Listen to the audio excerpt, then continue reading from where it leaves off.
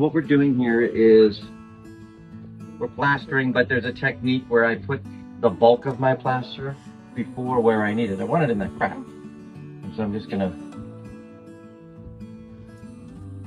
push it around. That's what this is. That's what you do is you push this around. See? Push it around.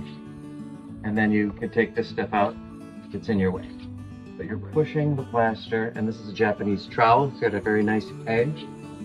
And what we're doing is we're creating an edge. Because if we go all the way up and flush to this surface there, like that, then what happens is that dries, and it will just peel right up off that. It just peels, cracks, and then that's an entry point for bugs and things to enter. So the idea is that we really want to seal this edge, just like that. Yep, that's how it goes.